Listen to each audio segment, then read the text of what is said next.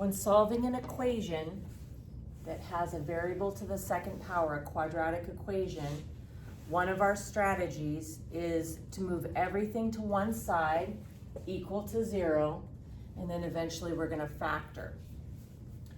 But when you're moving things to one side, something that you should keep in mind, because I know that the method I'm going to use right now is factoring, is it's much easier to factor if the leading coefficient is positive.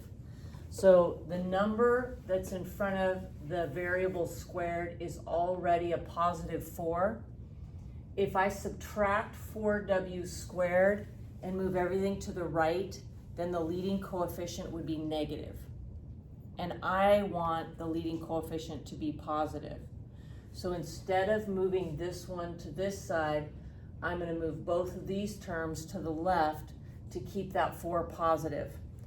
Okay, so to get negative 8w to the other side, I'm going to add 8w. What I do to one side, I do to the other. And then to move minus 3 to the other side, I'm going to add 3. Okay, so then on the left-hand side, I want to write this in descending order, the highest exponent to the lowest. So I'm going to start 4w squared, then the 8w, and then the number 3, and it is now equal to 0. Okay, from here, I'm ready to factor. So step 2, I want to factor. And I'll draw my x. Factor this. I know w times w is going to get me back to w squared. So the question is, what numbers go here and here? So the method I'm using is my big X method. I'm going to grab the numbers on the outside, the 4 and the 3, multiply them together, and I get 12. Then I'm going to take the number in the middle, the 8 there, and I'm going to drop that straight down. My goal is to think of two numbers that when you multiply them, you get 12, and when you add them, you get 8. If you can think of those numbers right away, then you're going to write them here. But otherwise, you're coming off to the side. And we're going to take this number here, put it here. Little brainstorming off to the side. Thinking of the numbers that multiply together to get 12. We want to systematically do that. Start with 1 and the number itself, so 1 times 12. And then 12 divided by 2 is 6. 12 divided by 3 is 4. I've met in the middle, so I know I have all the pairs. So using these pairs, two numbers to multiply to get 12, they're either both positive or both negative. But if they're going to add up to positive 8, then they had to both be positive. The two numbers that are going to get me to 8 are 2 and 6. So I'm going to take 2 and 6, put them over here. If the leading coefficient was 1, then I would just have my two numbers here.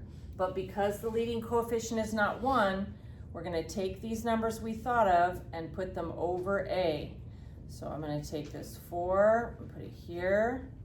Okay, and then same thing, this 4, and put it here. So our pair over 4 simplify. 2 over 4 simplifies to 1/2. And 6 over 4 simplifies, dividing top and bottom by 2. We get 3 over 2. Now we know the numbers that go in the front and the back. So 2, and then plus 1. And then on this one, 2 goes in the front. And the 3 goes in the back. It's positive 3. Okay, so we factored this equal to 0. And so now we want to set each of these factors equal to 0 and solve.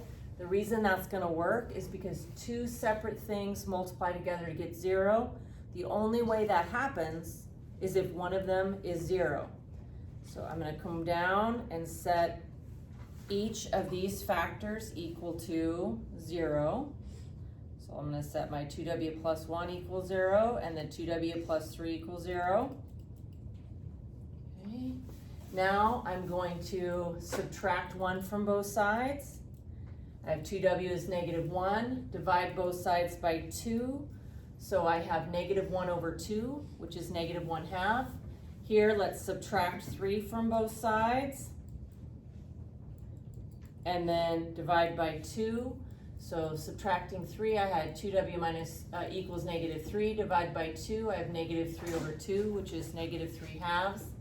And one more time, the reason this is working is if I substitute negative 1/2 in here, 2 times negative 1/2 plus 1 is 0, and 0 times anything is 0. If I plug negative 3 over 2 into this one, I get 0, and any number times 0 is 0.